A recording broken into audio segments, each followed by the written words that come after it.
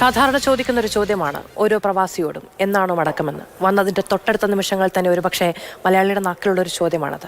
അങ്ങനെ ഒരു ചോദ്യം ആരും ചോദിക്കാത്ത ഒരു മടങ്ങിവരവ്. കൂടിച്ചേരലിൻ്റെ മധുരം തെളിയുന്ന മുഖങ്ങളിൽ മനുഷ്യായുസിൻ്റെ മുഴുവൻ നോവ്, മക്കൾ ജീവിച്ചിരിപ്പില്ല എന്ന തിരിച്ചറിവോളം പോന്ന വേദന, മനുഷ്യർക്ക് മറ്റെന്ത് എന്ന് വരച്ചിട്ട മുഖങ്ങൾ.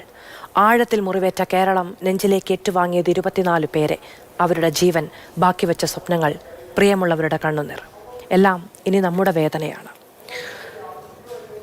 എന്താണ് ഇതിൽ ചർച്ച ചെയ്യേണ്ടത് എന്നത് ആത്യന്തികമായൊരു മനുഷ്യൻ, ഒരു മാധ്യമപ്രവർത്തകർ, അങ്ങനെയുള്ള സ്ഥിതികളിലെല്ലാം നിന്ന് അഭിമുഖീകരിക്കേണ്ട ഒരു ചോദ്യമാണ്. പക്ഷേ ഇന്നത്തെ ദിവസം കുറേ ആളുകളുടെ ജീവൻ, നമുക്കറിയാം നമ്മുടെ നാടിൻ്റെ അടിസ്ഥാനം, നമ്മുടെ നാടിൻ്റെ ജീവനാഡി, നമ്മുടെ വികസനത്തിൻ്റെയൊക്കെ അടിത്തറ, ഇതൊക്കെ ഒരു പറ്റം മനുഷ്യരുടെ മനുഷ്യായുസ് നീണ്ട പ്രയത്നങ്ങളുടെ ഫലം കൂടിയാണ്.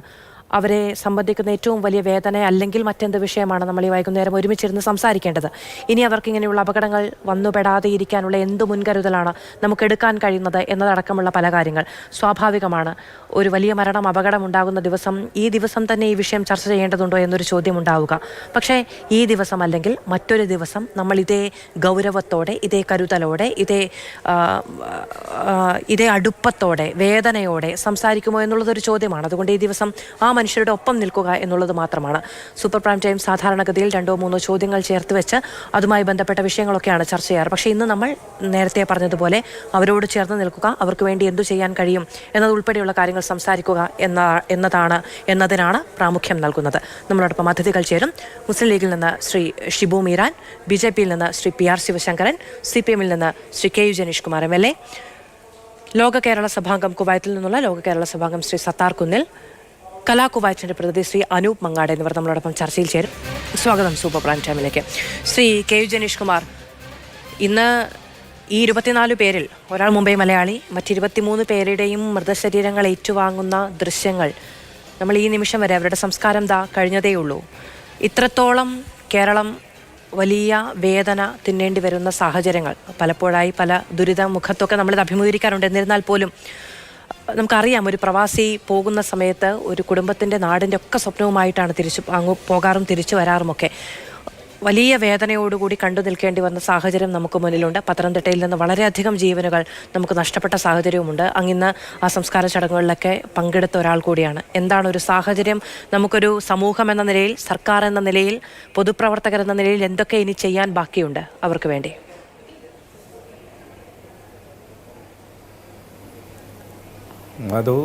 മധു സൂചിപ്പിച്ചതുപോലെ ഒരിക്കലും ആ കുടുംബങ്ങളെ ആശ്വസിപ്പിക്കുവാൻ എന്തു തന്നെ നൽകിയാലും കഴിയില്ല.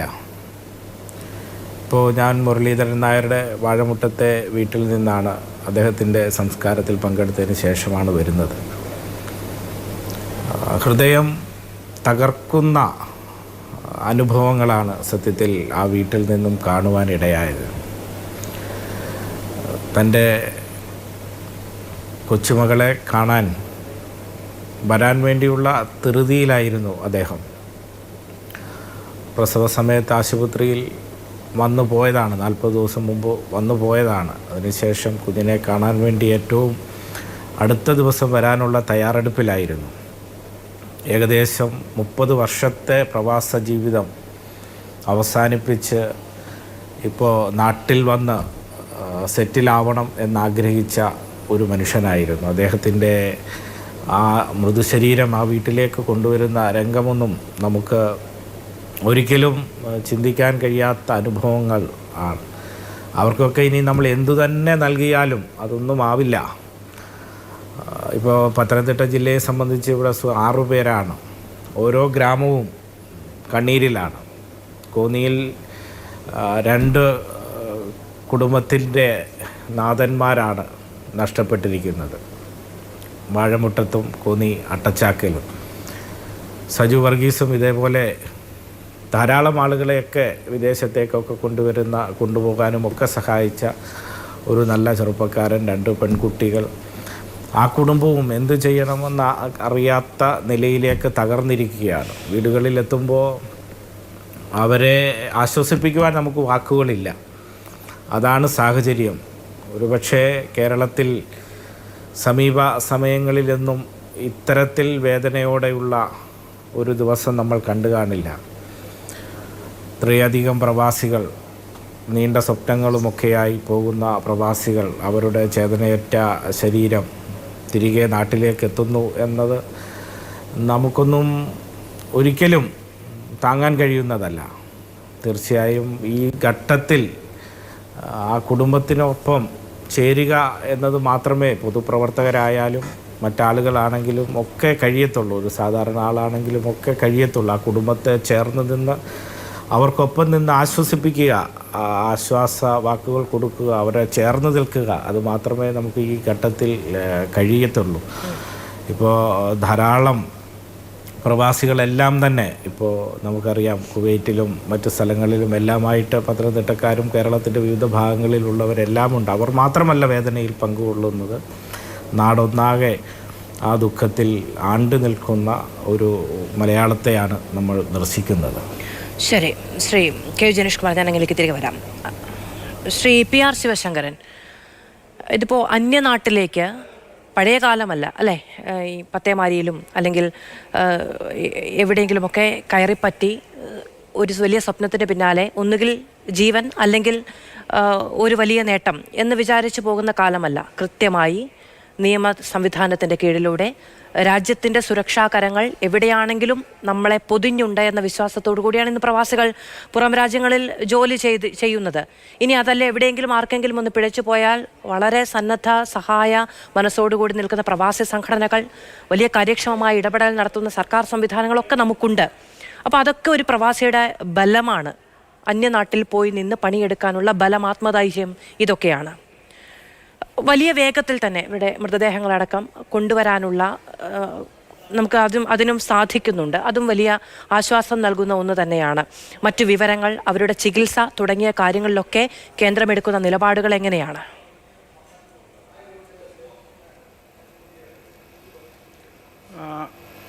ഞാൻ ആദ്യം മാധു ഇൻട്രൊഡക്ഷനിൽ പറഞ്ഞ ആ വാചകങ്ങൾ അത് റിപ്പീറ്റ് ചെയ്യാൻ ഞാൻ ആഗ്രഹിക്കുന്നു. കാരണം ഇന്നത്തെ ദിവസം ഇങ്ങനൊരു ചർച്ചയ്ക്ക് പോകേണ്ടതുണ്ടോ എന്ന് ഞാൻ മനസ്സിൽ പലകുറി ചോദിച്ചപ്പോൾ അവസാനം ഞാൻ കണ്ടെത്തിയ ഉത്തരം അതല്ലാതെ നമ്മൾ മറ്റെന്താ ചെയ്യാറില്ല. കാരണം മാധു പറഞ്ഞ പോലെ തന്നെ ഇന്നീ ചർച്ച മാറ്റിവെച്ചാൽ ഒരുപക്ഷെ നാളെ ഇത്ര തീവ്രതയോടെ കേരളം ഒരുപക്ഷെ ഈ കാര്യങ്ങൾ ചിന്തിച്ചു എന്നിരിക്കില്ല. അതുകൊണ്ട് തന്നെ ആദ്യമായി ഇവിടെ മരണപ്പെട്ട കുടുംബാംഗങ്ങൾക്കും അവരുടെ സഹപ്രവർത്തകർക്കും അവരുടെ ബന്ധുമിത്രാദികളോടുള്ള നമ്മളുടെ വേദന നിറഞ്ഞ ആദരാഞ്ജലികൾ നമ്മൾ അർപ്പിക്കേണ്ടതുണ്ട്.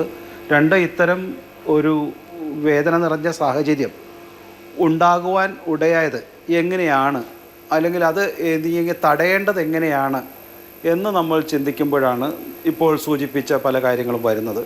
തീർച്ചയായും നമുക്കറിയാം അവിടെ ഒരു വലിയ ദുരന്തമുണ്ടായിരിക്കുന്നു. ആ ദുരന്തത്തിന് എന്താണ് കാരണം, അല്ലെങ്കിൽ എത്രത്തോളം ശോചനീയമായിരുന്നു അവിടുത്തെ സ്ഥിതി എന്നത് നമുക്കറിയാം. ഇപ്പോൾ ഏതാണ്ട് 195 പേരെ ആണ് അവിടെ ആ ഒരു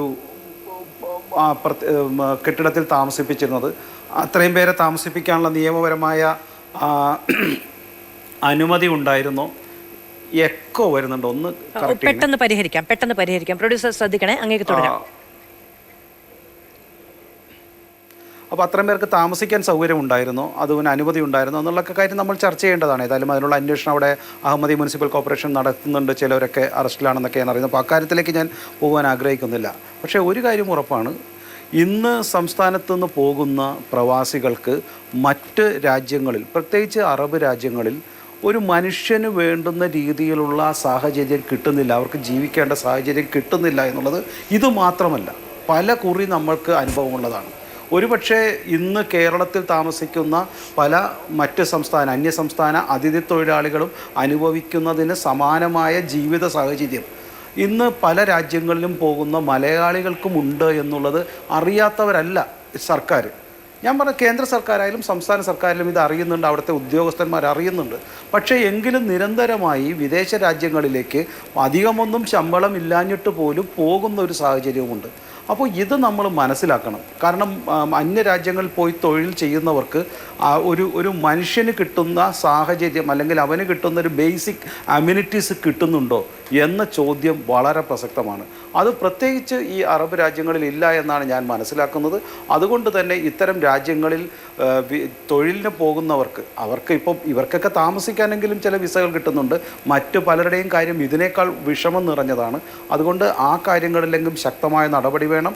തൊഴിൽ വിസ നൽകിക്കൊണ്ട് ഇത്തരം വഞ്ചന നടത്തുന്ന ആളുകൾക്കെതിരെയും ശക്തമായ നടപടി വേണം. ഒരു സംശയവുമില്ല, അതിൽ കേന്ദ്ര സംസ്ഥാന സർക്കാരും ഉദ്യോഗസ്ഥരും കുറച്ചുകൂടി ശക്തമായ നിലപാടുകൾ സ്വീകരിക്കണം എന്നുകൂടി ഞാൻ ഈ തരുണത്തിൽ ആവശ്യപ്പെടാൻ ആഗ്രഹിക്കുകയാണ്. കാരണം ഇവരെല്ലാം മറ്റൊരു തരത്തിൽ പറഞ്ഞാൽ നേരത്തെ സൂചിപ്പിച്ചതുപോലെ കേരളത്തിൽ ഒരുപക്ഷെ തൊഴിൽ കിട്ടാഞ്ഞിട്ട് മാത്രമല്ല പോയത്, കുറച്ചുകൂടി നല്ല ജീവിത സാഹചര്യമൊക്കെ ആഗ്രഹിച്ചു പോയ ഒരു സാധാരണ മലയാളിയുടെ മനസ്സാണ്. കാരണം ഇവിടെയും കേരളത്തിലൊക്കെ ചെറിയ ശമ്പളം കിട്ടുന്നുണ്ട്.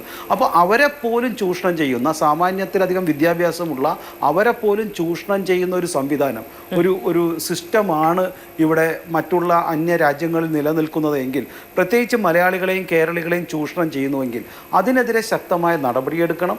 അതിനെതിരെയുള്ള ഒരു എല്ലാ രാഷ്ട്രീയവും മാറ്റി നിർത്തിക്കൊണ്ട് കേന്ദ്രവും സംസ്ഥാനവും നടപടികൾ എടുക്കണം എന്ന് തന്നെയാണ് ഞാൻ ആവശ്യപ്പെടുന്നത്. ശരി, ശ്രീ പി ആർ ശിവശങ്കരൻ, ഞാൻ അങ്ങനെയൊക്കെ വരാം. ഈ വിഷയം നമുക്ക് ചർച്ച ചെയ്യുകയും ചെയ്യാം. അതിനു മുൻപ് ശ്രീ സത്താർ കുന്നിൽ, ഇതിപ്പോ വലിയ വേദന പ്രവാസി സമൂഹം ഒന്നാകെ അനുഭവിക്കേണ്ടി വരുന്ന, ആ വേദന കണ്ടു നിൽക്കാൻ കഴിയാത്തൊരവസ്ഥയിലേക്ക് കേരളത്തിൻ്റെ പൊതുസമൂഹം ഒന്നായി മാറുന്ന ഒരു സാഹചര്യമുണ്ട് എന്നത് പ്രധാനമാണ്. നിങ്ങൾ കുറച്ചുകൂടി ഇപ്പോൾ സാധാരണ മലയാളികളെക്കാൾ കൂടുതൽ അതിൻ്റെ വേദന കൃത്യമായി അറിയുകയും ചെയ്യുന്ന, അല്ലെങ്കിൽ അതുമായി റിലേറ്റ് ചെയ്യാൻ കഴിയുന്ന മനുഷ്യരുമാണ്. എല്ലാവർക്കും അങ്ങനെ ആകണം എല്ലാവരും അങ്ങനെ ആകണം എന്നാണ് നമുക്ക് ഈ ഘട്ടത്തിൽ പറയാനുള്ളത്. എന്നിരുന്നാൽ പോലും പക്ഷേ ചൂണ്ടിക്കാണിക്കപ്പെടുന്ന പല കാര്യങ്ങളുണ്ട്. ഞാൻ ഈ ചർച്ചയുടെ തുടക്കത്തിൽ പറഞ്ഞതുപോലെ തന്നെ എന്തിനു നമ്മൾ ഈ വിഷയം ഇന്ന് ചർച്ച ചെയ്യുന്നു എന്ന ചോദ്യം ഇനി ഒരിക്കൽ കൂടി നമുക്ക് ഇങ്ങനെ ഒരു വേദന ഉണ്ടാകരുത് എന്നതുകൂടിയാണ്. ഈ ചൂണ്ടിക്കാണിക്കുന്ന സുരക്ഷാ പ്രശ്നങ്ങൾ, ലേബർ ക്യാമ്പുകൾ അല്ലെങ്കിൽ ക്യാമ്പുകൾ എന്നതിനപ്പുറത്തേക്ക് ഇവിടുന്ന് പോകുന്ന തൊഴിലാളികൾ താമസിക്കുന്ന ഇടങ്ങൾ, ഇനിയിപ്പോൾ അവിടെ ഇതിൻ്റെ ചുമതലയുള്ള കുവൈത്തിലെ മന്ത്രി ഷെയ്ഖ് ഫഹദ് അൽ യൂസഫ് സബ അദ്ദേഹം തന്നെ പറഞ്ഞു, ഇതുമായി ബന്ധപ്പെട്ട ചില പ്രശ്നങ്ങളുണ്ട്, അതുമായി അന്വേഷണം ഉണ്ടാകും, ചില തരത്തിലുള്ള അവിടുത്തെ ആളുകളുടെ, അതായത് ഇതുമായി ബന്ധപ്പെട്ട ആളുകളുടെ, അധികൃതരുടെ ഒക്കെ ഇടപെടലുകളിലുണ്ടായ വീഴ്ചകൾ ഇതിന് കാരണമായി എന്നതടക്കമുള്ള സൂചനകൾ നൽകുന്നുണ്ട്. എന്താണ് യഥാർത്ഥത്തിൽ മലയാളികളുടെ അവസ്ഥ? അത് കുവൈത്ത് എന്നുള്ളതല്ല, ഏതാണ്ട് 9 ലക്ഷത്തോളം പ്രവാസികളുണ്ട് അവിടെ എന്നാണ് ഞാൻ മനസ്സിലാക്കുന്നത്. അപ്പോൾ അങ്ങനെ പൊതുവെ പുറത്തുപോയി ജോലി ചെയ്യുന്ന വൈറ്റ് കോളർ ജോലി അല്ലാതെ നിൽക്കുന്ന ആളുകളുടെ ഒരു സാഹചര്യം എന്ന് പറയുന്നത് വലിയ വെല്ലുവിളിയാണ് എന്നുള്ളതാണോ? നമ്മുടെ രാജ്യത്ത് നമുക്ക് നല്ല രീതിയിൽ ജീവിക്കാനുള്ളൊരു സാഹചര്യം ഇല്ലാത്തത് കൊണ്ടാണ് നമ്മൾക്ക് പ്രവാസികളാവുന്നത്. നമ്മുടെ ജീവിതം മെച്ചപ്പെടുത്തുക എന്നുള്ളൊരു ഉദ്ദേശമാണ് അതിൻ്റെ പിറകിൽ പല പല മോഹങ്ങളായിട്ടാണ് പോകുന്നത്, നേരത്തെ സൂചിപ്പിക്കപ്പെട്ടതുപോലെ.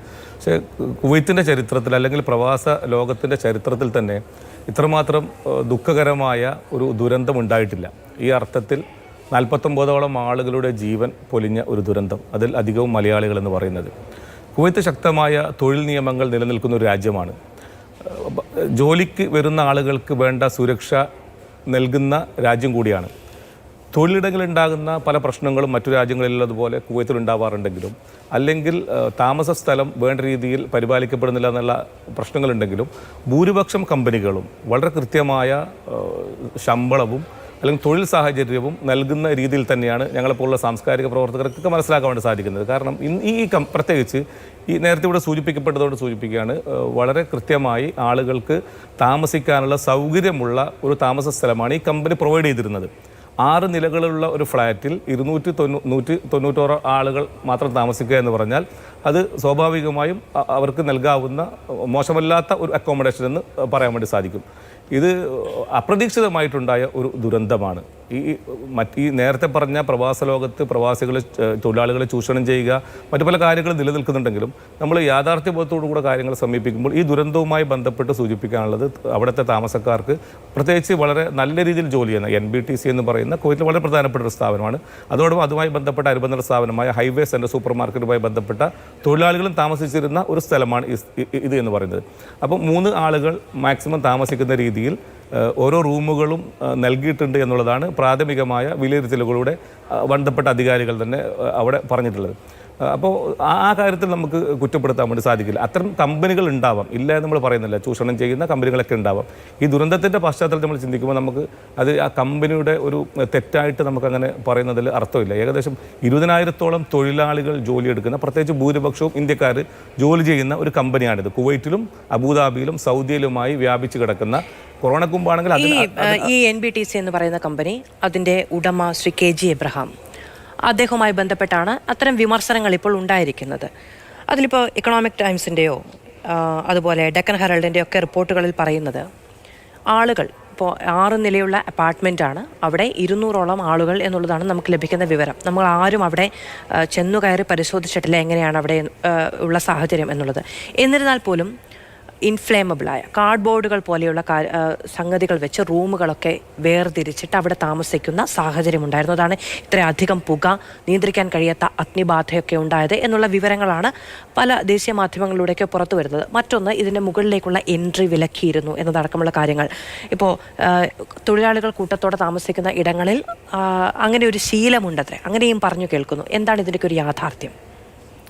ആ പറഞ്ഞ കാര്യത്തെക്കുറിച്ച് എനിക്ക് കൃത്യമായ ഒരു ധാരണയില്ല. അങ്ങനെ ബോർഡ് കൊണ്ടൊക്കെ മറച്ചിട്ടുള്ള റൂമുകളാണ്, അതിനൊരു സാഹചര്യമില്ല. കാരണം ഇത് വളരെ അത്ര പഴക്കം ചെന്ന ബിൽഡിങ്ങോ വളരെ കൂടുതൽ ആളുകൾ ജോലി ചെയ്യുന്ന ഒരു താമസിക്കുന്ന ഒരു ബിൽഡിങ്ങോ അല്ല.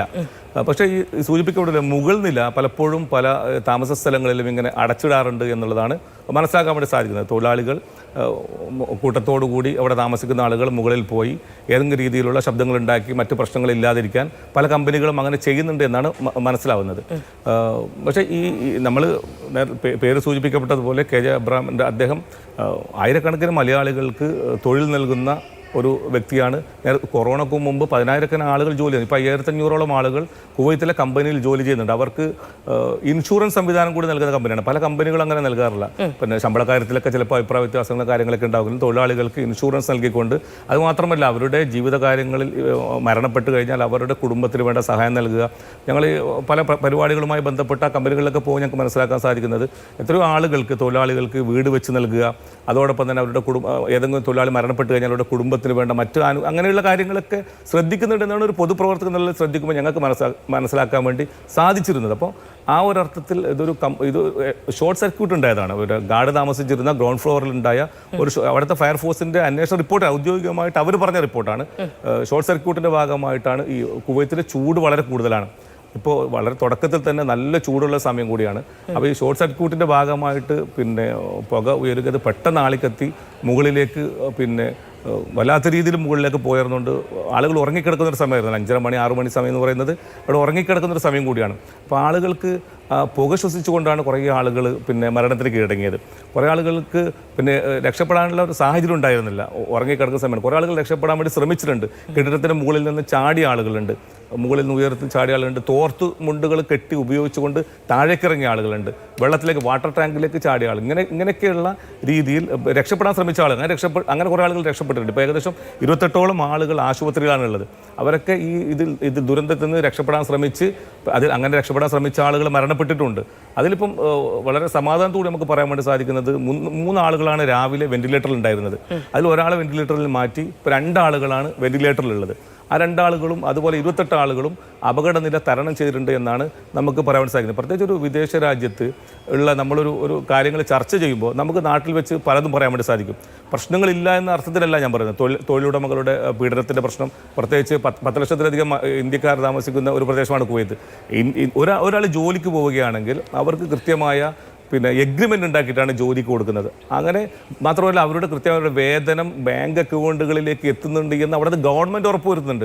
അല്ലെങ്കിൽ അവരുടെ കമ്പനികളുടെ ലൈസൻസ് പുതുക്കി നൽകാറില്ല. അപ്പോൾ ഈ അർത്ഥത്തിൽ കുവൈത്ത് അങ്ങനെ ഏതെങ്കിലും ഒരു അറബ് രാജ്യമെന്ന് പറയുന്നത് നിയമപരമായിട്ട് തൊഴിലാളികൾക്ക് അനുകൂലം നൽകാത്തതൊന്നുമല്ല. അവരുടെ സുരക്ഷ പ്രത്യേകിച്ച് കൂടി ഇപ്പോൾ നമ്മൾ ഈ വിഷയം തീർച്ചയായും നമുക്കിപ്പോൾ കുവൈത്തിലെ തൊഴിൽ നിയമങ്ങളെ പറ്റി നമുക്ക് അത്യാവശ്യം നല്ല ധാരണയുണ്ട്. അത് എത്രത്തോളം പ്രോഗ്രസീവാണ് എന്നാൽ സംബന്ധിച്ച കാര്യങ്ങളൊക്കെ വരുന്നുണ്ട്. ഇതിപ്പോൾ അവർ തന്നെ ആഭ്യന്തര അന്വേഷണത്തിന് നിർദ്ദേശം നൽകിയിട്ടുണ്ട്. ഈ കെട്ടിടത്തിൻ്റെ ഉടമ, അതുമായി ബന്ധപ്പെട്ട കരാറുകാരൻ തുടങ്ങിയവരെ അറസ്റ്റ് ചെയ്യാനുള്ള നിർദ്ദേശം നൽകിയിട്ടുണ്ട്.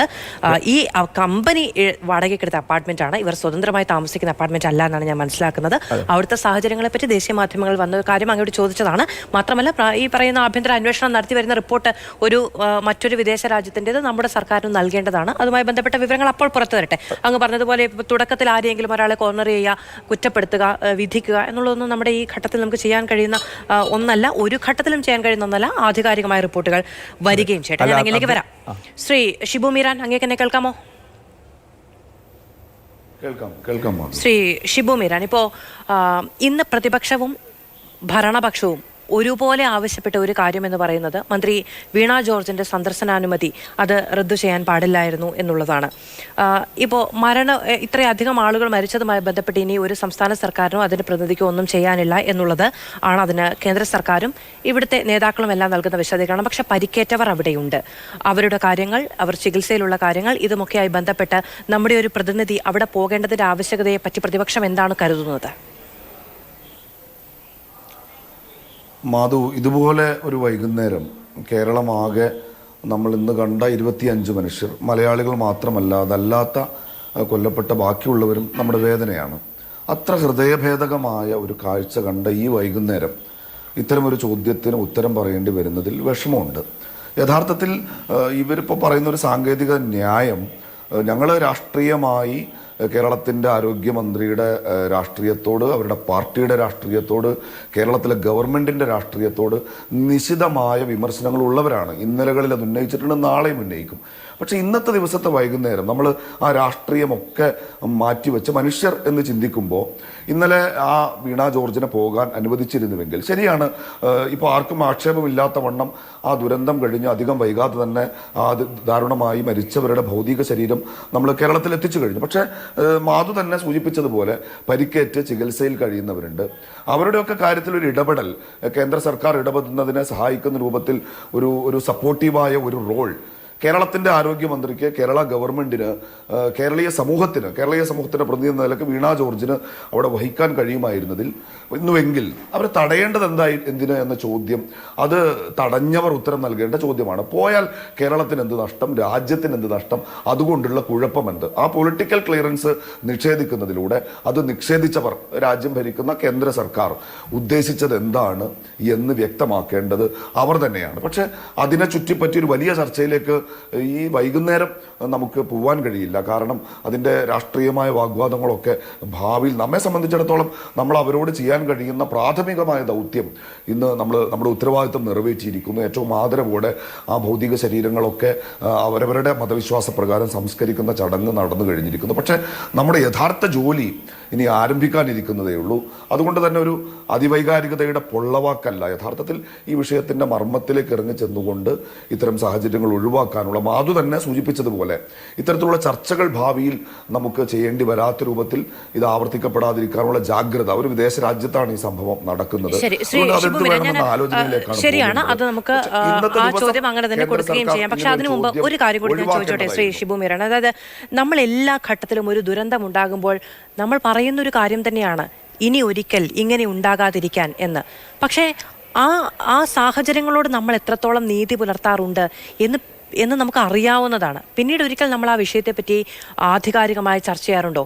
പിന്നീട് ഒരിക്കൽ നമ്മൾ ആ വിഷയത്തിൽ അന്ന് എന്താണ് പിഴച്ചു പോയത് എന്ന് പഠിക്കാറുണ്ടോ എന്നതൊരു ചോദ്യമാണ്. ഇന്നിപ്പോൾ ഇങ്ങനെയൊരു സംഭവിച്ചു, അതൊരു ആക്സിഡൻറ്റ് എന്ന രീതിയിൽ നമ്മൾ കരുതുന്നു. എന്താണ് യഥാർത്ഥത്തിൽ ഇപ്പോൾ ഈ പ്രവാസികൾക്ക് അവിടെ അനുഭവിക്കേണ്ടി വരുന്ന പ്രശ്നങ്ങൾ? നമ്മളുടെ ഈ പ്രവാസി നിയമങ്ങൾ എത്രത്തോളം ശക്തമാണ്, അല്ലെങ്കിൽ നമ്മുടെ തൊഴിലാളികൾ അവിടെ പോയി നിൽക്കുമ്പോൾ അവരുടെ സുരക്ഷ, അവരുടെ ജീവിത സാഹചര്യങ്ങൾ എന്നതൊക്കെ സംബന്ധിച്ച് ചിലപ്പോൾ പേഴ്സണലായ തിരഞ്ഞെടുപ്പാണെങ്കിൽ പോലും UN പോലും പറഞ്ഞിട്ടുണ്ട് ആളുകളുടെ അടിസ്ഥാന സൗകര്യം എന്ന് പറയുന്നത് മെച്ചപ്പെടുത്തേണ്ടതിൻ്റെ ആവശ്യകതയെപ്പറ്റി. അതൊക്കെ ഉറപ്പു നൽകാൻ നമ്മുടെ നിയമം എത്രത്തോളം ശക്തമാണ്? തീർച്ചയായും മാധു ചോദിച്ച ചോദ്യം വളരെ പ്രസക്തമാണ്. ആ വിഷയത്തെ നമ്മൾ വളരെ സൂക്ഷ്മതയോടെയും അവധാനതയോടെയും സമീപിക്കേണ്ടതുണ്ട്. ഇപ്പോൾ ഈ അറബ് രാജ്യങ്ങൾ അല്ലെങ്കിൽ വിദേശ രാജ്യങ്ങൾ, അവിടെ കാര്യങ്ങൾ ആകെ കുഴപ്പത്തിലാണ് എന്നതൊക്കെ നമുക്ക് ചർച്ച ചെയ്യാൻ കഴിയും. ഈ സവിശേഷമായ വിഷയം തന്നെ ഞാനിന്ന് അന്വേഷിച്ചപ്പോൾ ഇവിടെ ചർച്ചയിൽ പങ്കെടുക്കുന്ന പ്രവാസി സുഹൃത്ത് പറഞ്ഞത് കൃത്യമാണ്. അവിടെ വാച്ചർ, അദ്ദേഹത്തിൻ്റെ പേര് ഹാരിസ് എന്നോ മറ്റോ, അവിടെ നിന്നാണ് ഈ തീ ആളുന്നത്. പിന്നീട് അവിടെ നടക്കുന്നത് ഈ വിഷപ്പുക, ഇത് കത്തി ഉണ്ടാകുന്ന വിഷപ്പുക ശ്വസിച്ചിട്ട് ഈ പലരും ഗാഠനിദ്രയിലായിരുന്ന മനുഷ്യർ അബോധാവസ്ഥയിൽ പോയി അവർ മരണപ്പെടുന്ന സാഹചര്യമാണ് ഉണ്ടായത്. മാധുവും ഈ ചർച്ചയിൽ സൂചിപ്പിച്ചു, കുവൈറ്റ് ആയാലും അറബ് രാജ്യങ്ങളായാലും വളരെ പുരോഗമനപരമായ തൊഴിൽ നിയമങ്ങൾ അവർ പിന്തുടരുന്നവരുമാണ്. അവർ ആ നിലയ്ക്ക് നമുക്ക് ആക്ഷേപിക്കാൻ കഴിയില്ല. പക്ഷേ എല്ലാ നിയമങ്ങളും നടപ്പാക്കപ്പെടുന്നതിൽ അതത് രാജ്യങ്ങളിലുള്ള പോരായ്മ ഏതെങ്കിലും നിലക്ക് വയലേറ്റ് ചെയ്യപ്പെടുന്നുണ്ടോ, നമ്മുടെ പ്രവാസികൾ ഏതെങ്കിലും നിലക്ക് ചൂഷണത്തിനിരയാവുന്നുണ്ടോ, ഇത് പരിശോധിച്ച് അതില്ല എന്ന് ഉറപ്പുവരുത്തേണ്ട ഉത്തരവാദിത്വം തീർച്ചയായും നമ്മുടെ ഗവൺമെന്റിനാണ്. നമ്മെ സംബന്ധിച്ചിടത്തോളം നമ്മുടെ നിയമങ്ങൾ നമുക്ക് അവിടെ നടപ്പാക്കാൻ കഴിയില്ല.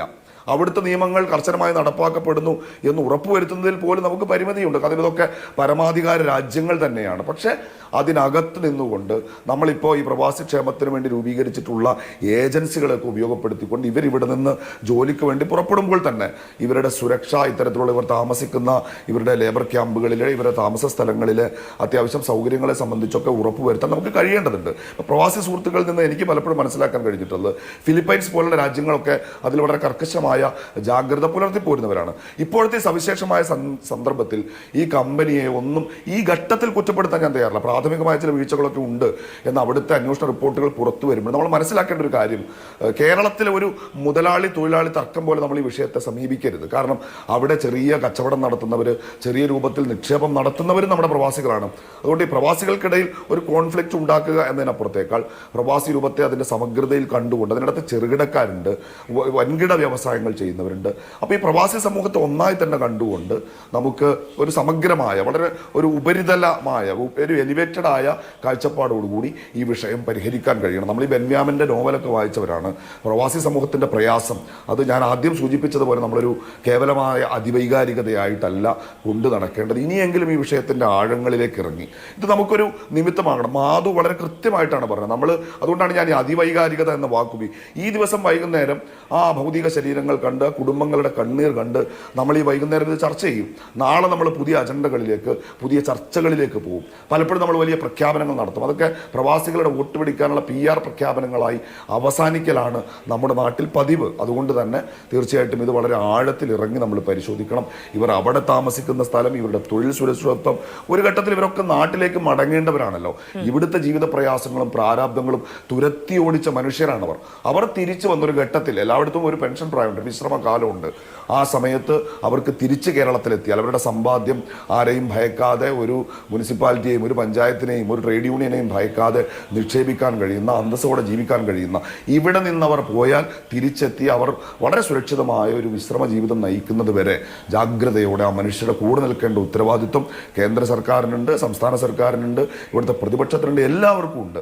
ആ ഉത്തരവാദിത്വം ഗൗരവത്തോടെ ഏറ്റെടുക്കാൻ ഇത്രയും മനുഷ്യരുടെ ആ ഭൗതിക ശരീരത്തിൻ്റെ സങ്കടകരമായ കാഴ്ച, ആ മനുഷ്യരുടെ, അവരുടെ ബന്ധുക്കളുടെ ഹൃദയഭേദകമായ നിലവിളി, അത് നമുക്ക് പ്രചോദനമാകട്ടെ എന്ന് ആഗ്രഹിക്കാനാണ് ഈ നിമിഷം എനിക്ക് തോന്നുന്നത്. അതുകൊണ്ട് തന്നെയാണ് മറ്റ് രാഷ്ട്രീയ ചോദ്യങ്ങളുടെ ആഴങ്ങളിലേക്ക് ഈ ഘട്ടത്തിൽ നമ്മൾ പോവാത്തതും. ശരി, ശ്രീ ഷിബുമീര, ഞാൻ എങ്ങനെയൊക്കെ വരാം. പക്ഷേ തീർച്ചയായും ഈ പറയുന്ന ആഭ്യന്തര അന്വേഷണ റിപ്പോർട്ടുകൾ വരികയും അത് കൃത്യമായി നമ്മൾ പഠിക്കുകയും അതുമായി ബന്ധപ്പെട്ട് എന്തു ചോദ്യങ്ങൾ ഉയർത്താനുണ്ടെങ്കിലും അത് ഭയരഹിതമായി ഉയർത്താൻ ഈ സമൂഹത്തിന് കഴിയുകയും വേണം എന്ന പ്രത്യാശ ഞാൻ വെച്ച് പുലർത്തുകയും ചെയ്യുന്നു.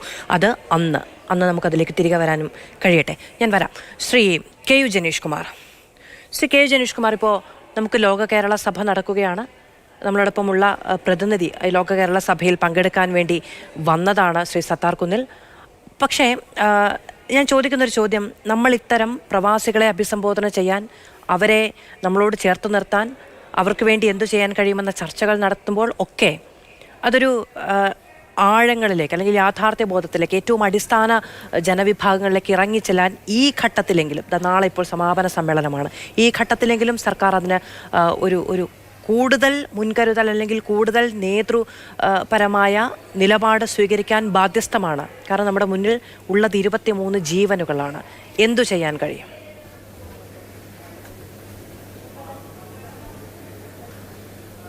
ചോദ്യത്തിന് മറുപടിയിലേക്ക് വരുന്നതിന് മുമ്പ് സത്താറും ഷിബു മീരാനുമെല്ലാം സൂചിപ്പിച്ചു, ഇപ്പോൾ 3 പേർ അവിടെ കുവൈറ്റ് കസ്റ്റഡിയിലുണ്ട്. അപ്പോൾ ഒരാൾ കുവൈറ്റി പൗരനാണ്, മറ്റൊരാൾ സെക്യൂരിറ്റി ഓഫീസറാണ്, മറ്റൊരാൾ കമ്പനിയുടെ ഒരു പ്രതിനിധി ഉദ്യോഗസ്ഥൻ എന്ന നിലയിലാണെന്നാണ് ഞാൻ മനസ്സിലാക്കുന്നത്. അപ്പോൾ പ്രാഥമികമായി തന്നെ അവരുടെ ഗവൺമെൻറ് പറഞ്ഞിരിക്കുന്ന ഷോർട്ട് സർക്യൂട്ടാണ് എന്ന നിലയിലാണ് നമ്മളിപ്പോൾ കമ്പനിയെ അങ്ങനെ പ്രതിക്കൂട്ടിൽ നിർത്തി ഒരു ചർച്ചയിലേക്ക് പോകുന്നത് ശരിയല്ല എന്നൊരഭിപ്രായം എനിക്കും തോന്നുന്നു. ഈ പറഞ്ഞതുപോലെ ഇതിൽ മരിച്ച ആളുകളുടെ കൂട്ടത്തിൽ കമ്പനിയുടെ ഉടമയുടെ ബന്ധുക്കളും എല്ലാം തന്നെ ഉണ്ട് താനും. നമ്മുടെ ചോദ്യത്തിൽ വരുന്നതിന് മുമ്പ് നമ്മുടെ ചോദ്യമായി വന്നില്ലെങ്കിലും എന്നോടല്ലെങ്കിലും ഷിബു മീരാനോട് ചോദിച്ചൊരു ചോദ്യമുണ്ട്. ആരോഗ്യമന്ത്രിയുടെ അനുമതി നിഷേധിച്ചതുമായി ബന്ധപ്പെട്ടുകൊണ്ട്. അപ്പോൾ ആരോഗ്യമന്ത്രി നമുക്കറിയാം കേരളത്തിൻ്റെ പ്രതിനിധിയായി അവിടെ പോകണം എന്ന് നിശ്ചയിക്കാനിടയായ കാര്യം 24 പേർ മരിച്ചതിൽ തന്നെ മലയാളികൾ, അതിൽ കൂടുതൽ ആളുകൾ പരിക്കേറ്റ് അവിടെ കഴിയുന്നു. അവരുടെ കാര്യങ്ങളിൽ ഇടപെടണം. ആ കുവൈറ്റിലെ മലയാളികൾക്ക് ഒരു ആത്മവിശ്വാസം കൊടുക്കുക എന്നുള്ളതായിരുന്നു പ്രധാനമായും ഉദ്ദേശിച്ചിരുന്നത്. അപ്പോൾ അതിന് അനുമതി നൽകാതിരുന്നത് എന്തു തന്നെയായാലും മുഖ്യമന്ത്രി സൂചിപ്പിച്ചതുപോലെ ഈ ഘട്ടത്തിൽ അതൊരു ചർച്ചയാക്കേണ്ടതല്ലെങ്കിലും ഇനിയെങ്കിലും ഇത്തരം ആപത്ത് ഘട്ടങ്ങളിലെങ്കിലും അപകടകരമായ ഘട്ടങ്ങളിലെങ്കിലും ഇത്തരത്തിലുള്ള ചിന്തകൾ ഒഴിവാക്കപ്പെടേണ്ടതായിരുന്നു. പിന്നീട് നമ്മുടെ ലോക കേരള സഭയും പ്രവാസികളുടെ പ്രശ്നങ്ങളും നമുക്കറിയാം. ഇങ്ങനെയുള്ള സംഭവം ഉണ്ടാകുമ്പോൾ മാത്രമല്ല നമ്മൾ ചർച്ച ചെയ്യപ്പെടേണ്ടത്. ലോക കേരള സഭയാണെങ്കിലും അതുകൊണ്ടാണ് കേരളത്തിൻ്റെ എല്ലാ വിമർശനങ്ങൾ പല കോണിൽ നിന്ന് ഉയരുമ്പോഴും നമ്മൾ ഇതിനെക്കൊണ്ട് നമ്മുടെ ഗവൺമെൻറ്റിന് സാധ്യമാകുന്നത് എന്തെല്ലാമാണോ അതെല്ലാം സാധ്യമാക്കണം എന്ന നിലയിൽ തന്നെ ഇത്തരം ലോകത്തിൻ്റെ വിവിധ ഭാഗങ്ങളിൽ നിന്നുള്ള പ്രതിനിധികളെ എല്ലാം വിളിച്ചു വരുത്തി കാര്യങ്ങൾ ചർച്ച ചെയ്യാനും അതോടൊപ്പം തന്നെ അവരുടെ ഇത്തരം പ്രശ്നങ്ങളിൽ എങ്ങനെയൊക്കെ നമുക്ക് ഇടപെടാൻ കഴിയും. ഇപ്പോൾ ഒരു സ്റ്റേറ്റ് ഗവൺമെൻറ് മാത്രമല്ല നമ്മുടെ രാജ്യത്തിൻ്റെ ഗവൺമെൻറ് കൂടി ഇടപെടേണ്ടതുണ്ട്. ഇടപെട്ടുകൊണ്ട് ഇത്തരം ഇനിയെങ്കിലും ഈ ഉണ്ടായ സംഭവത്തെ മാത്രം വെച്ചുകൊണ്ടല്ല ഞാൻ പറയുന്നത്, ധാരാളം പ്രവാസികൾ ഈ താമസ സൗകര്യം മറ്റു പ്രയാസങ്ങളൊക്കെ അവിടെ അനുഭവിക്കുന്നുണ്ടെന്നുള്ളത് യാഥാർത്ഥ്യമാണ്.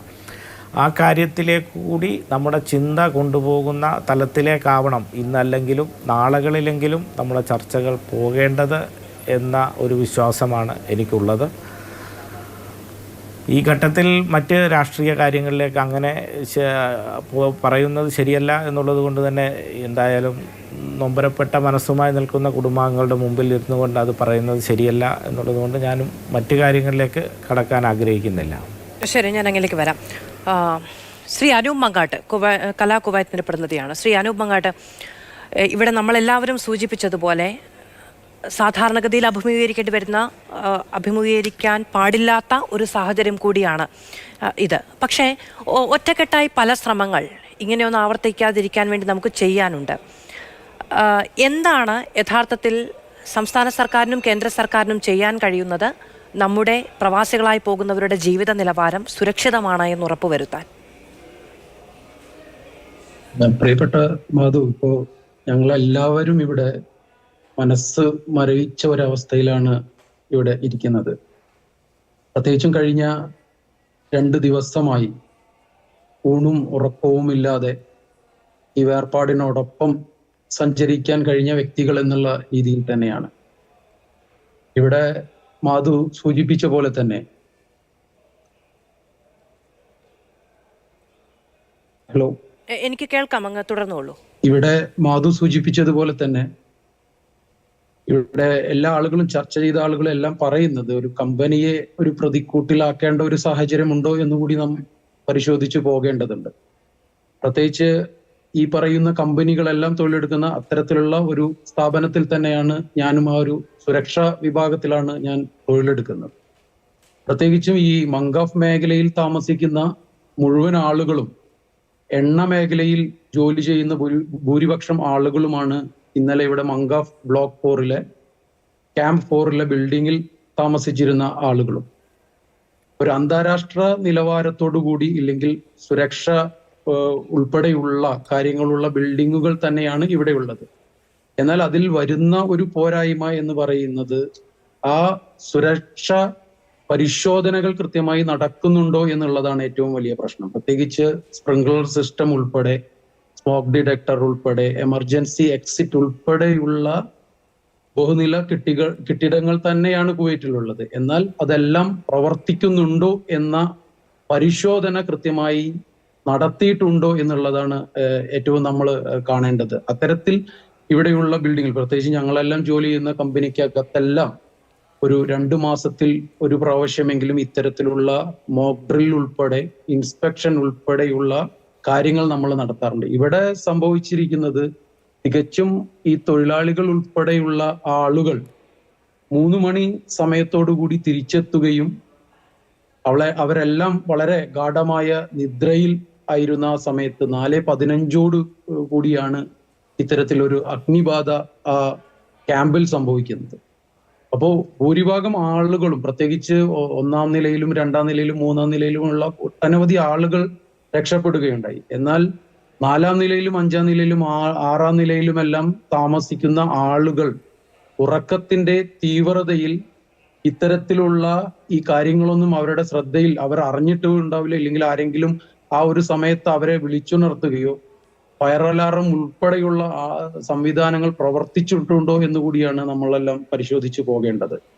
അതുകൊണ്ട് തന്നെ ഈ പറയുന്ന കാർബൺ മോണോക്സൈഡ് ഉൾപ്പെടെയുള്ള കാര്യങ്ങൾ ശ്വസിച്ചുകൊണ്ട് തന്നെയാണ് പ്രത്യേകിച്ച് 4-ാം നിലയിലെയും 5-ാം നില 6-ാം നിലയിലും ആളുകൾ മരിക്കാൻ സാധ്യത എന്ന് തന്നെയാണ് കരുതുന്നത്. ഇത് ഇവിടെയുള്ള പ്രത്യേകിച്ച് പ്രവാസ ലോകത്ത് ഇപ്പോൾ ഈ ക്യാമ്പ് ഉൾപ്പെടെ ഇരിക്കുന്ന പ്രദേശത്ത് ഏറ്റവും കൂടുതൽ മലയാളികൾ താമസിക്കുന്ന ഒരു പ്രദേശം കൂടിയാണ്. ഞങ്ങളെല്ലാം ഈ 4:15 തന്നെ ഞങ്ങളുടെ സഹപ്രവർത്തകർ, പ്രത്യേകിച്ച് കലയിലെ സഹപ്രവർത്തകർ ഉൾപ്പെടെയുള്ള ആളുകൾ ആ 4:15 കൂടി നമുക്ക് അവിടെ എത്തിച്ചേരാനും ഒരു 11-12 മണിയോടുകൂടി കുവൈറ്റിലുള്ള വിവിധങ്ങളായ ആശുപത്രികളിൽ നമുക്ക് കൃത്യമായ ഡാറ്റാബേസ് ഉൾപ്പെടെ ഉണ്ടാക്കിക്കൊണ്ട് കൃത്യമായ ഹെൽപ്പ് ഡെസ്ക് നോർക്കയുടെ നേതൃത്വത്തിൽ, പ്രത്യേകിച്ച് നാട്ടിൽ നിന്ന് മുഖ്യമന്ത്രിയുടെ പ്രൈവറ്റ് സെക്രട്ടറി ഉൾപ്പെടെയുള്ള ആളുകൾ നിരന്തരം ബന്ധപ്പെടുകയും കലയുടെയും നോർക്കയുടെയും നേതൃത്വത്തിൽ കൃത്യമായ ഹെൽപ്പ് ഡെസ്കുകളിൽ ലക്ഷക്കണക്കിന് ആളുകൾ ലോകത്തിന്റെ വിവിധ ഭാഗങ്ങളിൽ നിന്ന് ഞങ്ങളെ ബന്ധപ്പെടുകയും അതിന്റെ ഭാഗമായിക്കൊണ്ട് കൃത്യമായ വിവരങ്ങൾ ഞങ്ങൾക്ക് ആദ്യഘട്ടം മുതൽ ഇന്നലെ രാത്രി 2 മണി 3:30 ഇവിടുന്ന് ഫ്ലൈറ്റ് ടേക്ക് ഓഫ് ചെയ്യുന്നത് വരെയും വളരെ സജീവമായി ഈ വിഷയങ്ങൾക്കകത്ത് ഇടപെടാൻ കഴിഞ്ഞിട്ടുണ്ട്. എന്ന് തന്നെയായാലും ഇനിയും ഇത്തരത്തിലുള്ള അപകടങ്ങൾ ആവർത്തിക്കാതിരിക്കാൻ ഈ പ്രത്യേകിച്ചും ഈ പറയുന്ന സാമൂഹികമായും സാംസ്കാരികമായും നിൽക്കുന്ന സംഘടനകളും കമ്പനികൾക്കും കൃത്യമായ ബോധവൽക്കരണമാണ് നൽകേണ്ടത്.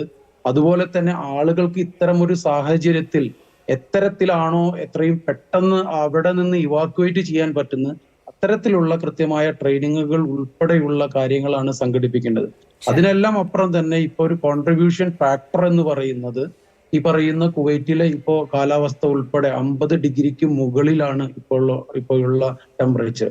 അതുപോലെ തന്നെ ഇപ്പൊ ഇവിടെ മധുവെല്ലാം സൂചിപ്പിച്ചതുപോലെ തന്നെ തീപിടിക്കാൻ സാധ്യതയുള്ള ഒട്ടനവധി സാധനങ്ങൾ, ഈ പറയുന്ന കമ്പസ്റ്റബിൾ ആയ സാധനങ്ങൾ ഓരോ ആളുകളും അവരുടെ റൂമിനകത്ത് ശേഖരിക്കുന്നത് കൂടി ഇത്തരത്തിലുള്ള പുക ഉൾപ്പെടെയുള്ള ഏറ്റവും ഭയാനകമായ ഒരു അന്തരീക്ഷം അതുകൊണ്ട് തന്നെയാണ് സംഭവിച്ചത്. ഒട്ടനവധിയായ കമ്പസ്റ്റബിൾ മെറ്റീരിയൽസ് ഉൾപ്പെടെ ആ ബിൽഡിങ്ങിനുള്ളിൽ സാധ്യമുണ്ട്. അത് പ്രത്യേകിച്ച് ഈ പറയുന്ന പോലെ വ്യക്തിപരമായി ആളുകൾ അവരുടെ സുരക്ഷാ സംവിധാനങ്ങൾ മനസ്സിലാക്കേണ്ടതുണ്ട് എന്നാണ് ഇതുമായി ബന്ധപ്പെട്ടുകൊണ്ട് പറയുവാനുള്ളത്.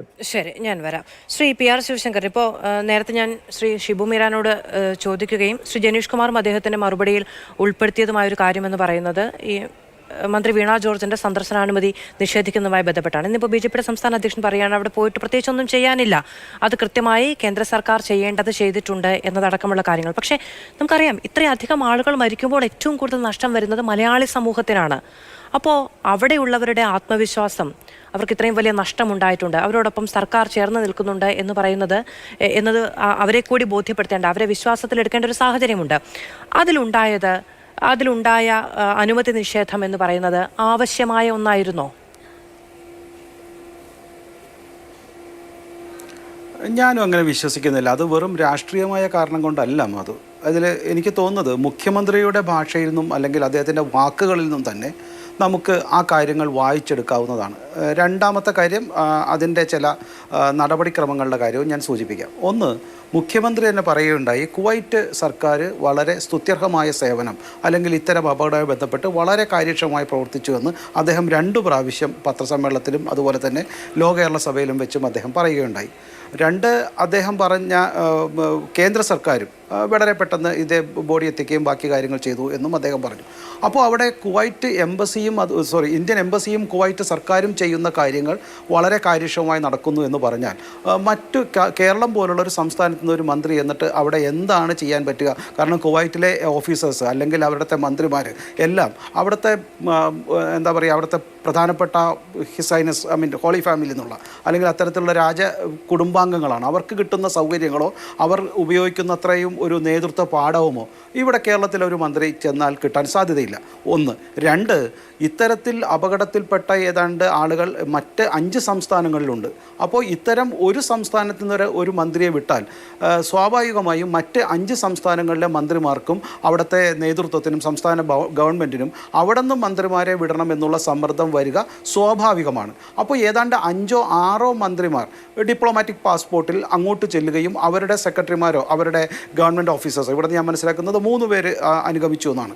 അപ്പോൾ ഇത്തരം ഡിപ്ലോമാറ്റിക് പാസ്പോർട്ടും അതുപോലെയുള്ള യാത്രയും അവിടെ ചെന്ന് കഴിഞ്ഞാൽ സ്വാഭാവികമായും വളരെ കുറച്ച് മാത്രമുള്ള ഇന്ത്യൻ എംബസിയിലെ എത്രയോ ഉദ്യോഗസ്ഥരെ ഇവരുടെ ബാക്കിയുള്ള സപ്പോർട്ടിനും ബാക്കിയും മാറ്റിവെക്കേണ്ടി വരും. അതുകൊണ്ട് തന്നെ ഇതൊരു പ്രാക്ടിക്കലായ നടപടിയുമല്ല എന്നുള്ളതുമാണ്. ഇതിനിങ്ങനെ ഒരു കീഴ്വഴക്കവുമില്ല. അപ്പോൾ ഈ 3 കാരണങ്ങൾ കൊണ്ട് തന്നെ ഇത് പ്രാക്ടിക്കലല്ല, കീഴ്വഴക്കമില്ല. 3 മുഖ്യമന്ത്രി തന്നെ അവിടുത്തെ കാര്യങ്ങൾ വളരെ സുഗമമായി നടക്കുന്നു. മറ്റെന്തെങ്കിലും തരത്തിൽ കുവൈറ്റിലെ ആശുപത്രിയിൽ കിടക്കുന്നവർക്കോ അല്ലെങ്കിൽ അവിടെ ഇപ്പോൾ കഷ്ടത അനുഭവിക്കുന്നവർക്കോ അല്ലെങ്കിൽ ഈ പറയുന്ന മരിച്ച ബോഡി ഇങ്ങോട്ട് കൊണ്ടുവരുവാനോ യാതൊരു കുഴപ്പവും ഇല്ല എന്നും ഇത്തരം വാക്കുകളിൽ നിന്ന് മനസ്സിലാവുന്നതാണ്. മാത്രവുമല്ല, വായുസേനയുടെ പ്രത്യേക ഇത് വെച്ചുകൊണ്ട് ഒരുപക്ഷെ കുവൈറ്റിലേക്ക് നമ്മുടെ മന്ത്രി എത്തുന്നതിന് മുമ്പ് തന്നെ അവിടുത്തെ വായുസേന വിമാനം പുറപ്പെട്ടും കഴിഞ്ഞിരുന്നു. അതുകൊണ്ട് ഈ പറയുന്ന മരണപ്പെട്ടവരുടെ കാര്യത്തിലും ഉദ്യോഗസ്ഥർക്ക് ഇനി അവിടെ ഒന്നും ചെയ്യാനില്ല എങ്കിൽ നമ്മൾ എല്ലാവരെയും കൊണ്ടുവന്നു കഴിഞ്ഞിരിക്കുന്നു. അവർക്ക് കൂടുതൽ എൻഗേജ്മെന്റ്സ് ഇല്ല എങ്കിൽ ഈ പറയുന്ന മന്ത്രിമാരുടെ കാര്യങ്ങൾക്കും മറ്റുമായി അവരെ നിയോഗിക്കുന്നതിൽ കുഴപ്പമില്ലല്ലോ. ഓൾറെഡി ചെയ്യാൻ കഴിയുന്നതെല്ലാം ചെയ്തു കഴിഞ്ഞതാണ് എങ്കിൽ ഇപ്പോൾ പ്രവാസി സംഘടനകളുടെ കാര്യം നേരത്തെ അനൂപ് മങ്ങാട്ട് പറഞ്ഞു. മണിക്കൂറുകൾ, രാത്രിയില്ല പകലില്ല, ഏതു സമയമെന്നില്ലാതെ അവർ വലിയ സേവനം നടത്തുന്നുണ്ട് അവിടെ. അപ്പോൾ അവിടെ ചെന്നാൽ അവരൊക്കെ ചെയ്യുന്നത് പോലെയുള്ള സേവനങ്ങൾക്ക് അതിനപ്പുറത്തേക്ക് ഈ അപകടത്തിൽപ്പെട്ടവർ, പ്രിയപ്പെട്ടവർ, രാവിലെ ഒരു യുവാവ് പറയുന്നുണ്ടായിരുന്നു ഉറങ്ങിയത് ഒരുമിച്ചാണ്, എഴുന്നേറ്റപ്പോൾ അവരില്ല എന്നതടക്കമുള്ള മാനസികമായ പ്രശ്നങ്ങൾ അനുഭവിക്കുന്ന മനുഷ്യർക്ക് ഇവിടുന്ന് ഒരാൾ, നമ്മുടെ സർക്കാരിൻ്റെ ഒരു പ്രതിനിധി അവിടെ എത്തുമ്പോൾ ഉണ്ടാകുന്ന ആത്മവിശ്വാസം, അതിനൊക്കെ ഒരു വിലയില്ലേ, മൂല്യമില്ലേ?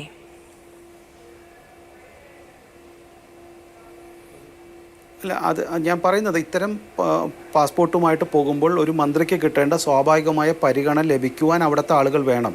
ഞാൻ പറഞ്ഞത് അവിടുത്തെ എംബസി ഓഫീസേഴ്സ് ഒരു പക്ഷേ കണ്ടിന്യൂസ് 24 hours എല്ലാം വർക്ക് ചെയ്ത് കഴിഞ്ഞ് വെയിറ്റ് ചെയ്യുകയായിരിക്കും. അതല്ലെങ്കിൽ അവിടുത്തെ ആശുപത്രിയുമായിട്ട് ബന്ധപ്പെട്ടും അതേപോലെ ഓഫീസ് വർക്കിനും സമയം ഉണ്ടാകുന്നതായി വിചാരിക്കുന്നത്.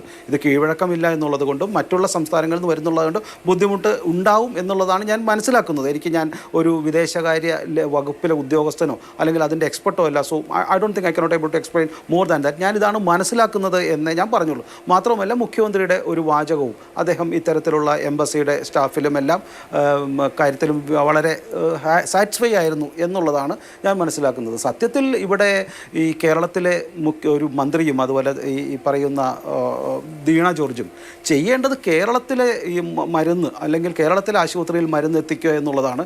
അതെങ്കിലും സ്തുത്യർഹമായി ചെയ്താൽ മതിയോ എന്നുള്ള അഭിപ്രായവും പൊതുവെ ഉണ്ട്. അപ്പോൾ പിന്നെ ഞാൻ മറ്റൊരു കാര്യം മനസ്സിലാക്കുന്നത്, ഇവിടെ ഏതെങ്കിലും ഒരു രാജ്യത്തെയോ ഏതെങ്കിലും ഒരു കമ്പനി ഒരു ഉദ്യോഗസ്ഥനെയോ മുതലാളിയെയോ അതിൻ്റെ പ്രൊപ്പറേറ്ററെയോ കുറ്റപ്പെടുത്താനായിട്ടല്ല ഞാനൊന്നും പറഞ്ഞത്. പക്ഷേ അവരെ ഒരിക്കലും കുറ്റപ്പെടുത്തരുത്, അവർക്കെതിരെ യാതൊരു രീതിയിലുള്ള പ്രതികരണവും ഉണ്ടാവരുത് എന്ന വാശിയും എനിക്കില്ല. പക്ഷേ ഒരു കാര്യം ഉറപ്പാണ്, ഇന്ന് അവിടെ ഒരു പബ്ലിക് പ്രോസിക്യൂട്ടർ അന്വേഷിക്കുന്ന അന്വേഷണം പൂർത്തിയാകുന്നതുവരെ ആ സ്ഥലത്തിൻ്റെ ആ കെട്ടിട ഉടമയും ആ കമ്പനിയുടെ ചില ഉദ്യോഗസ്ഥരെയും പ്രോസിക്യൂട്ടർ അവിടെ കസ്റ്റഡിയിൽ വെച്ചിരിക്കുകയാണ്. 1.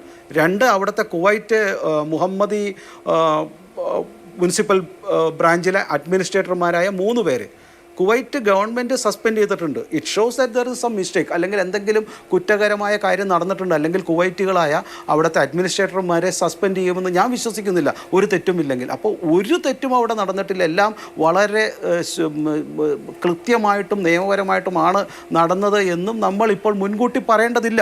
എന്തെങ്കിലും നടന്നിട്ടുണ്ടെങ്കിൽ അന്വേഷണം വരട്ടെ. അത്തരം രാജ്യങ്ങളിലും അത്തരം ചില ആ ഘട്ടത്തിൽ എനിക്ക് അങ്ങോട്ട് മറ്റൊരു കാര്യം കൂടി ചോദിക്കാനുണ്ട്. ഇപ്പോൾ 24 മണിക്കൂറും പ്രവർത്തിക്കുന്ന വളരെ കാര്യക്ഷമമായി പ്രവർത്തിക്കുന്ന എംബസിയെ പറ്റി അങ്ങ് കുറച്ചു മുമ്പ് അഭിമാന പുരസ്സരം സംസാരിച്ചു. നമ്മുടെ നാട്ടിലെ ജനങ്ങൾ അവിടെ എത്തുന്നവരുടെ, അങ്ങ് നേരത്തെ പറഞ്ഞു, അവസ്ഥ വളരെ മോശമാണ് എന്ന്. അതിനെ സംബന്ധിച്ച് അങ്ങനെ മോശമായ സാഹചര്യങ്ങളിൽ നമ്മുടെ നാട്ടിൽ നിന്ന് എത്തുന്ന പ്രവാസികൾ ജോലി ചെയ്യുന്ന സാഹചര്യം ഉണ്ടാകരുത്, അവരുടെ അടിസ്ഥാന സൗകര്യങ്ങൾ ഇത്രത്തോളം മികച്ചതായിരിക്കണം എന്ന് ഉറപ്പുവരുത്തുന്നതിൽ ചെയ്യുന്ന കാര്യങ്ങളിൽ വീഴ്ചയുണ്ടാവില്ലേ? ഇവിടെ ഒരു വീഴ്ച ഉണ്ടായിട്ടുണ്ടെങ്കിൽ അതിൽ നമ്മളുടെ ഒരു പങ്കുമുണ്ടാകില്ലേ? തീർച്ചയായിട്ടും പങ്കുണ്ട്. ഒരു സംശയവുമില്ല. അവിടുത്തെ ഉദ്യോഗസ്ഥന്മാർ ഇവരിൽ കുറേ പേര് അവിടെ റിപ്പോർട്ട് ചെയ്യുന്നില്ല. റിപ്പോർട്ട് ചെയ്തിട്ടുണ്ടെങ്കിൽ നിയമപരമായി നടപ്പാക്കാൻ പറ്റുന്നില്ല. ആ ഉദ്യോഗസ്ഥന്മാരിൽ ധാരാളം വീഴ്ചയുണ്ട്. കേരളത്തിലെ ഉദ്യോഗസ്ഥന്മാരപ്പോൾ തന്നെ അവിടെയും ഉദ്യോഗസ്ഥന്മാരിൽ വീഴ്ചയുണ്ട്. എനിക്ക് ഒരു സംശയവുമില്ല.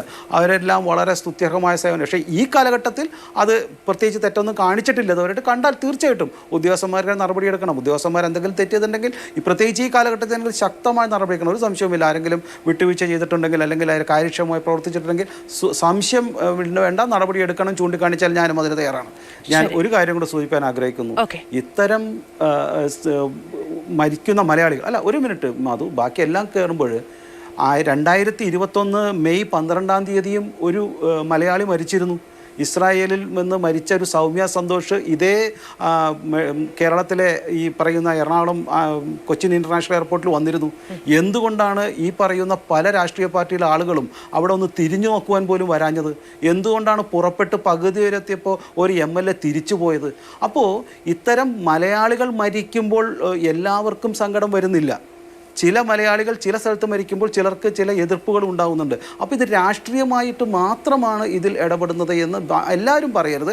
ഞങ്ങളന്ന് അവിടെ പോയിരുന്നതാണ്. ഞാൻ സൗമ്യ സന്തോഷിൻ്റെ മരണകാരണത്തിൽ അന്ന് അവിടെ പോയിരുന്നതാണ്. ഇന്നും ഉണ്ടായിരുന്നു. ഞങ്ങളെ വലിയ വാർത്തയാവുകയും ചില വിമർശനങ്ങളൊക്കെ പല കോണുകളിൽ നിന്നുണ്ടാവുകയും ചെയ്തു. ഓരോ ജീവനും വിലപ്പെട്ടതാണ്. എന്നിരുന്നാൽ പോലും ഇത്രയും അധികം ആളുകൾ മരിക്കുക എന്ന് പറഞ്ഞാൽ പൊതുവിൽ വലിയൊരു വേദന ഉണ്ടാകുന്ന ഒരു കാര്യമാണ്. നമുക്കത് ഓരോ ജീവനും വിലപ്പെട്ടതാണ് എങ്കിൽ പോലും ഈ ഘട്ടത്തിൽ നമ്മൾ പല കാര്യങ്ങൾ ഈ ഘട്ടത്തിൽ സംസാരിക്കാതെ പോകുന്നുണ്ട്. അതിലൊന്നായി അത് തീർച്ചയായും ഞാൻ പറഞ്ഞല്ലോ, അത് ഓരോ ജീവനും വിലപ്പെട്ടതാണ്. എവിടെ ആർക്ക് വീഴ്ച ഉണ്ടായിട്ടുണ്ടെങ്കിലും എവിടെ ആർക്ക് അനാസ്ഥ ഉണ്ടായിട്ടുണ്ട് എങ്കിലും അത് പ്രധാനവുമാണ് എന്നത് വെച്ചുകൊണ്ട് തന്നെ ഞാൻ പറയുന്നു. പക്ഷെ അതുകൊണ്ട് ചിലർ മരിക്കുമ്പോൾ വേദനിക്കാൻ പാടില്ല എന്നതുമില്ലല്ലോ. എല്ലാ മനുഷ്യരും ഒരുപോലെ എന്ന് കരുതുന്നുണ്ട് എങ്കിൽ. ശ്രീ സത്താർ കുന്നിൽ, ഇപ്പോൾ നമ്മൾ നേരത്തെ പറഞ്ഞു നമ്മുടെ സർക്കാർ അല്ലെങ്കിൽ നമ്മുടെ സംവിധാനങ്ങൾ ഒക്കെ വളരെ സുരക്ഷിതമായ ഏത് പ്രശ്നത്തെയും അതിജീവിക്കാൻ കഴിയുന്ന തരത്തിൽ ഒപ്പം നിൽക്കുമെന്നതാണ് പ്രവാസികളുടെ ആത്മധൈര്യം, ആത്മബലം എന്ന് പറയുന്നത്. കുവൈറ്റ് സർക്കാർ ഈ അപകട അവസ്ഥയിൽ നമ്മുടെ മലയാളികളടക്കമുള്ള ഇന്ത്യയുടെ വിവിധ ഭാഗങ്ങളിൽ നിന്നുള്ള പ്രവാസികളുടെ ഈ അപകട സന്ദർഭത്തിൽ എടുത്ത നിലപാടുകൾ ഒരു പ്രവാസി എന്ന രീതിയിൽ അങ്ങ് എങ്ങനെയാണ് അതിനെ കാണുന്നത്? വളരെ അഭിമാനത്തോടു കൂടി നമുക്ക് പറയാൻ വേണ്ടി സാധിക്കുന്നത്, പല പ്രവാസികൾ പല പ്രശ്നങ്ങളും പല രാജ്യങ്ങളും നേരിടുന്നുണ്ടെങ്കിലും ഈ ഒരു ദുരന്തം കുവൈത്തിൻ്റെ ചരിത്രത്തിലും കൂടി ആദ്യത്താണ് ഈ രീതിയിലുള്ള ഒരു ദുരന്തം. നേരത്തെ ഒരു കല്യാണ വീടുമായി ബന്ധപ്പെട്ട് ഒരു തീ പിടിച്ച ഒരു സംഭവം ഉണ്ടായിട്ടുണ്ടെങ്കിൽ നിരവധി ആളുകൾ പറഞ്ഞത് ആ സ്വദേശികളാണ്. കുവൈത്തിൻ്റെ അമീർ ഈ പ്രശ്നത്തിൽ വളരെ വേഗത്തിൽ ഉത്തരവിടുകയും ആഭ്യന്തരമന്ത്രി അതേ സമയത്ത് തന്നെ ഈ അപകടം നടന്ന വളരെ മിനിറ്റുകൾക്കകം തന്നെ ഈ ലൊക്കേഷനിലേക്ക് നേരിട്ട് വന്ന് അവിടെയുള്ള ഉദ്യോഗസ്ഥന്മാരെ വിളിച്ച്, പ്രധാനപ്പെട്ട പോലീസ് ഉദ്യോഗസ്ഥന്മാരെ മറ്റ് ഗവൺമെൻറ്റിൻ്റെ ഉദ്യോഗസ്ഥന്മാരെയൊക്കെ വിളിച്ചുകൊണ്ട് അന്വേഷണത്തിൽ ഉത്തരവിടുകയും നേരിട്ട് തന്നെ അവിടുത്തെ ബിൽഡിങ്ങിൻ്റെ ഉടമ, ഇത് നേരത്തെ പറഞ്ഞ കമ്പനിയുടെ ബിൽഡിംഗ് അല്ല, കമ്പനി താമസിക്കാൻ വേണ്ടി അവിടുത്തെ സ്വദേശിയിൽ നിന്നും വാടകയ്ക്കെടുത്ത കെട്ടിടമാണ്, ആ അദ്ദേഹത്തെ അറസ്റ്റ് ചെയ്യാനുള്ള ഉത്തരവിടുകയും ചെയ്യും. ഇന്ന് 2 ആളുകൾ, ഒരു വിദേശിയും ഒരു സ്വദേശിയും, 2 പേര് ഇതുമായി ബന്ധപ്പെട്ട് അറസ്റ്റിലാണ്. മറ്റ് അന്വേഷണങ്ങൾ നടക്കുന്നുണ്ട്. അതോടൊപ്പം തന്നെ അവിടുത്തെ ആരോഗ്യമന്ത്രി ആ രാജ്യത്തെ ആളുകൾക്ക് എന്ത് സൗകര്യമാണോ ചെയ്യുന്നത് അതേ രീതിയിലുള്ള സൗകര്യം മുഴുവൻ ആശുപത്രികളിലും വേണ്ട ചികിത്സകൾ ഉറപ്പുവരുത്തുകയും ആരോഗ്യമന്ത്രി നേരിട്ട് അപകടം പറ്റിയ ആളുകളെ എല്ലാ ആശുപത്രികളും പോയി സന്ദർശിക്കുകയും ചെയ്തു. അതോടൊപ്പം തന്നെ കുവൈത്ത് ഗവൺമെൻറ്റിൻ്റെ അവിടുത്തെ ഈ മരണപ്പെട്ട് കഴിഞ്ഞാൽ ഈ എംബാമിംഗ് ഒക്കെ ചെയ്യാറ് സഭാ മോർച്ചറിയിൽ വെച്ചാണ്. ദജീജ് മോർച്ചറി എന്ന് പറയുന്നത് താൽക്കാലികമായി മൃതദേഹങ്ങൾ സൂക്ഷിക്കുന്ന ഒരു സ്ഥലമാണ്. പക്ഷേ ഇതിൻ്റെ പ്രാധാന്യം മനസ്സിലാക്കിക്കൊണ്ട് ബോഡി വളരെ വേഗത്തിൽ നാട്ടിലെത്തിക്കണം മനസ്സിലാക്കിക്കൊണ്ട് ഈ മുഴുവൻ ബോഡികളും ഈ ദജീജ് കുവൈത്തിൽ അങ്ങനെ സംഭവിക്കാറില്ല.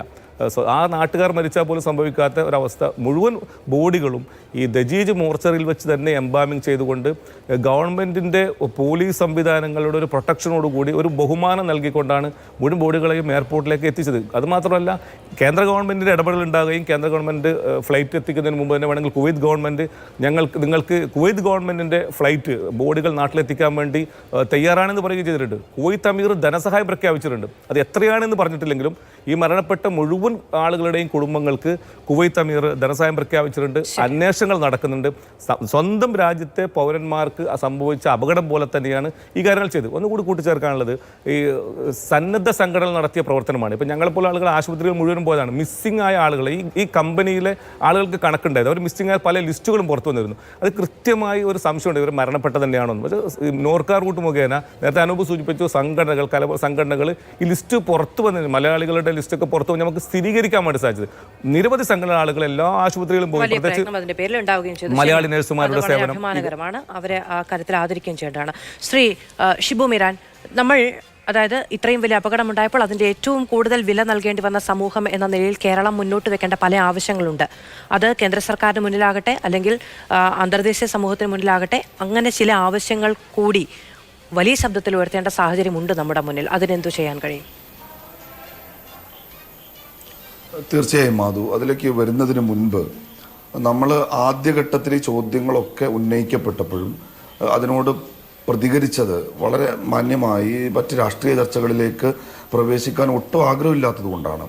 ഇപ്പോൾ എന്നെ സംബന്ധിച്ചിടത്തോളം ഞാൻ പറയുന്നു, ഞാൻ ആദ്യമേ മാധുവിനോട് സൂചിപ്പിച്ചു, കേരളത്തിലെ ഇടതുപക്ഷ ഗവൺമെൻറ്റിൻ്റെ നയങ്ങളോട് അതിശക്തമായ വിയോജിപ്പ് നമുക്കുണ്ട്. പക്ഷേ ഇന്നത്തെ ഈ വൈകുന്നേരം നമുക്ക് ആ ചർച്ച ഒഴിവാക്കാമായിരുന്നു. വീണ ജോർജ് പോയിരുന്നെങ്കിൽ അതാകുമായിരുന്നു നല്ലത് എന്ന് ഞാൻ പറഞ്ഞതിനകത്തൊരു സ്പിരിറ്റ് ഉണ്ടായിരുന്നു. പക്ഷെ ഇവിടെ BJPയുടെ പ്രതിനിധി ചർച്ചയിൽ പങ്കെടുക്കും. അദ്ദേഹം ആദ്യ അവസാനം ഇപ്പോൾ അദ്ദേഹം പറയുന്നത് ഡിപ്ലോമാറ്റിക് പാസ്പോർട്ട് ഉപയോഗിച്ച് ഇവിടുന്ന് വീണ ജോർജ് പോയാൽ പിന്നെ തമിഴ്നാട്ടിലെ ആൾക്ക് പോകേണ്ടി വരും. അങ്ങനെ ഡിപ്ലോമാറ്റിക് പാസ്പോർട്ട് കൊണ്ട് വന്നവരുടെ ഒരു തിരക്ക് കുവൈറ്റിൽ ഉണ്ടാവുമെന്നാണ്. പറയരുതാത്തതായിരുന്നു, എന്നെ കൊണ്ട് പറയിപ്പിക്കുകയാണ്.